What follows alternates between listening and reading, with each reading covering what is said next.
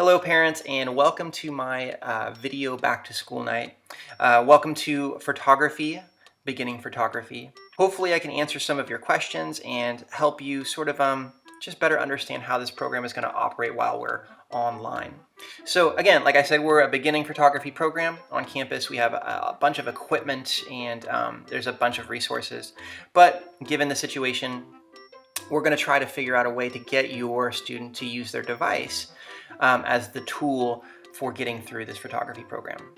So like I said, there's a number of items that we need to cover. Hopefully you find this information useful. And if there's any questions at the end, please just give me an email.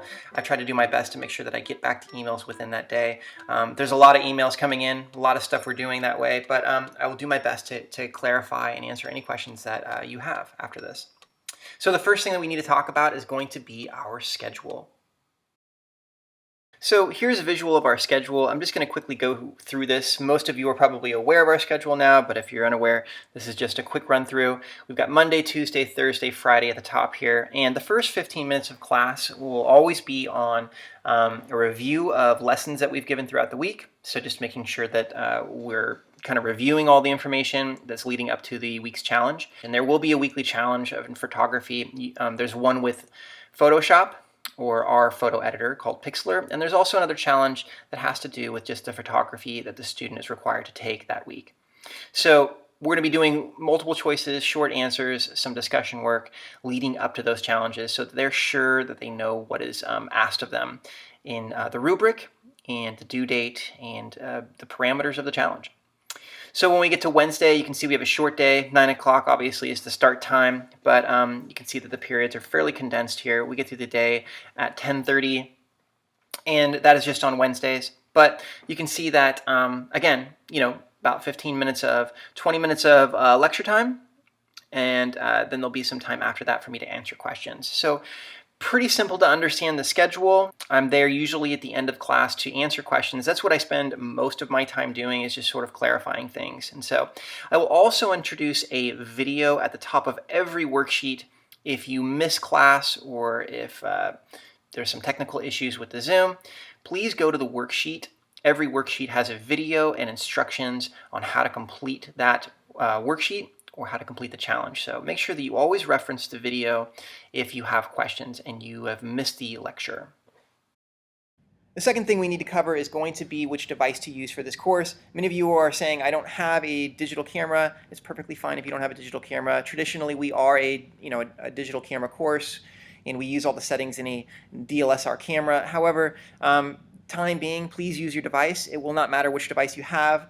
It doesn't matter if you have an Android or an iPhone or a Galaxy. You just need to participate in the submissions and make sure that you fill out all the worksheets and multiple choices. Also, you will notice that many of the assignments are designed with an iPhone in mind. Don't worry about that. Just try to get through the assignments using your own device. As long as you can submit images to our program using your device and you can log into the San Juan portal, you should have no problem with submissions with whatever device you use.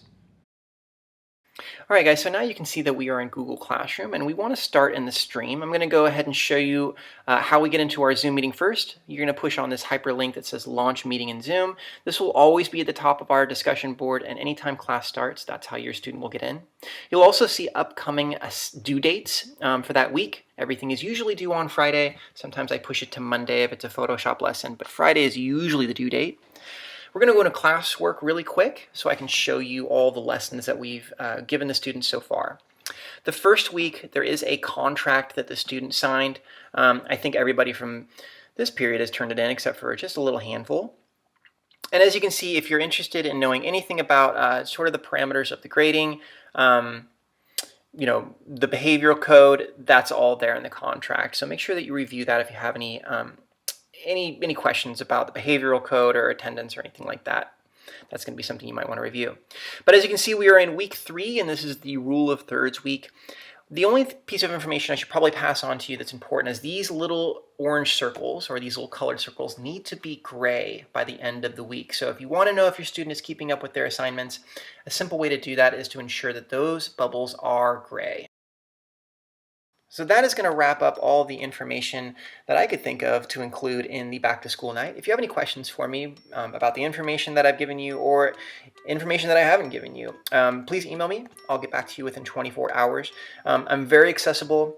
If you have questions about technical issues with Zoom, our program, and any device that you are using, whether it's a digital camera or a device, I can walk you through those steps. So feel free to ask me anything. And again, I'll do my best to be here for all of you, even if it's remote. So talk to you soon. Thanks, guys.